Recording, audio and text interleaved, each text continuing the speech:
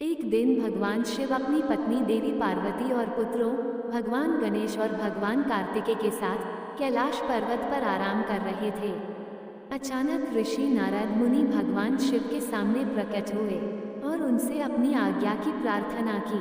अब ऋषि नारद जहाँ भी जाते थे शरारत करने के लिए जाने जाते थे और ऐसा लग रहा था कि ये भी ऐसा ही एक समय होने वाला था।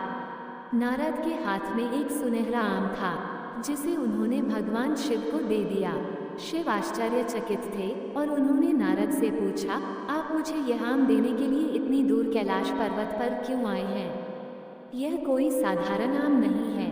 नारद ने उत्तर दिया, ये ज्ञान का सुनहरा आम है और जो कोई भी इस आम को खाएगा उसे शाश्वत ज्ञान और ज्ञान प्राप्त होगा। हालांकि इस फल को खाने की एक शर्त है। उन्होंने चेतावनी दी। भगवान शिव, जो फल को 4 टुकड़ों में काटने की प्रक्रिया में थे, रुक गए और बुदबुदाए, मुझे पता होना चाहिए था।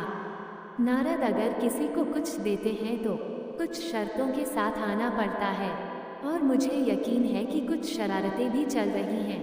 नारद, मुझे बताओ, इस फल को खाने की क्या शर्त है?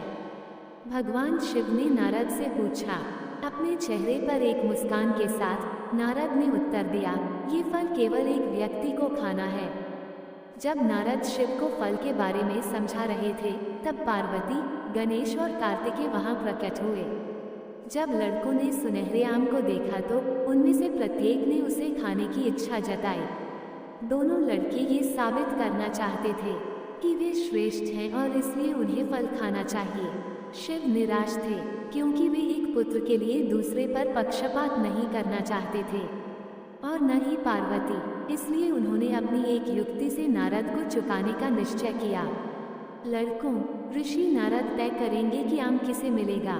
शिव ने कहा, सबसे पहले इस सब के लिए जिम्मेदार व्यक्ति को जिम्मेदारी सौंपते हुए नारद अपने ही बनाए हुए जाल में फंस गए और उन्होंने ये कहकर इससे बाहर निकलने की कोशिश की, लड़कों, जो व्यक्ति पहले 3 बार दुनिया को कवर करेगा उसे यह फल मिलेगा।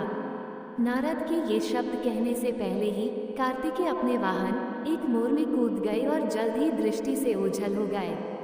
गणेश जहाँ थे वहीं खड़े रहे और उनके चेहरे पर विचारशील भाव थे। गणेश, बच्चे, क्या तुम दुनिया भर में नहीं जा रहे हो? चिंतित पार्वती ने अपने पुत्र से पूछा। रुको माँ, मुझे सोचने दो, गणेश ने उत्तर दिया।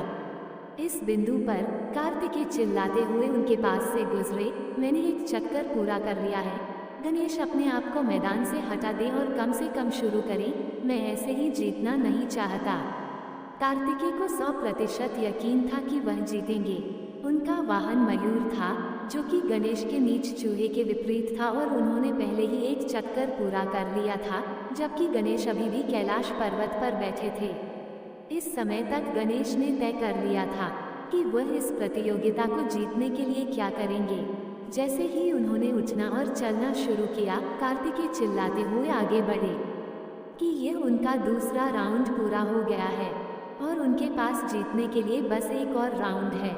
गणेश धीरे धीरे अपने माता पिता के पास गए और उन्हें प्रणाम किया। फिर उन्होंने अपने माता पिता की 3 बार परिक्रमा शुरू की।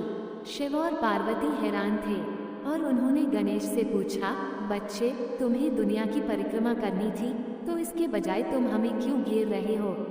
इस जवाब से वे हैरान रह गए और उन्हें गणेश के लिए प्रभावित किया। उन्होंने जवाब दिया, आप मेरे माता पिता, मेरे ब्रह्मांड और मेरी पूरी दुनिया हैं। इसलिए अगर मैं आपको घेरता हूँ तो इसका मतलब है कि मैंने पूरी दुनिया का चक्कर लगाया है।